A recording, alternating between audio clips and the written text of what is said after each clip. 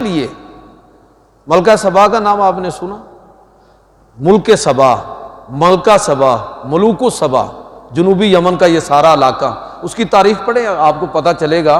قرآن مجید نے تھوڑا بہت اس کی طرف اشارہ کیا ہے۔ تو اللہ رب العزت نے اس قوم کو جو خوشحالی عطا فرمائی تھی، اور وہ حکمران وہاں سے ذرا سمجھنے کی کوشش کریں کہ حکمران کیسے ہونے چاہیے۔ اس وقت جو تباہی مچی ہوئی ہے نا، اس کے پیچھے ہم بڑی آسانی کے ساتھ حکمرانوں کو دوش دے دیتے ہیں، وہ ذمہ دار، لیکن یار ان حکمرانوں کو لے کے کون آیا؟ قرآن سے سمجھیں کہ حکمران ہونے کیسے چاہیے۔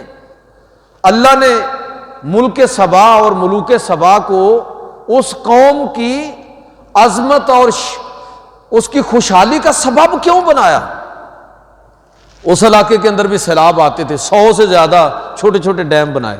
بڑے ڈیم کا تذکرہ قرآن میں آیا جسے آپ سد معرب کے سیل ارم کے نام سے آپ جانتے ہیں، کہ جب یہ بند ٹوٹا، معرب وہاں کیپٹل سٹی ہے یمن کا اس دور کے اندر، وہاں جو بڑا بند بنا تو سارے علاقے کو، بارش کے پانی کو ان لوگوں نے محفوظ کیا ہے۔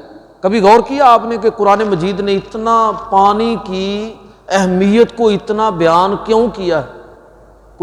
اس کے لیے میں قوم سبا کی بات کر رہا ہوں۔ تو 100 ڈیم اس علاقے کی پھر خوشحالی تاریخ کا حصہ بنے۔ امام ابن کثیر بدایہ نہایہ کے اندر لکھتے ہیں کہ ایسے باغات وہاں پر ہمیں نظر آئے جس کا تذکرہ تاریخ کی کتابوں کے اندر آتا ہے کہ کوئی عورت اگر اس باغ میں خالی ٹوکرا لے کے گزرے نا، تو باغ کراس کرتے کرتے خود ہی وہ پھل اتنی کثرت سے گرتے رہتے تھے کہ باغ گزرنے کے بعد اس کا ٹوکرا خود پھلوں کے ساتھ بھر جاتا تھا۔ ایسی خوشحالی یہ کن قوموں کو نصیب ہوتی ہے جن کے حکمران الیکشن کے لیے نہیں سب کچھ کرتے ہیں، بلکہ نسلوں کے لیے کرتے ہیں، آنے والی نسلوں کے بارے میں سوچتے ہیں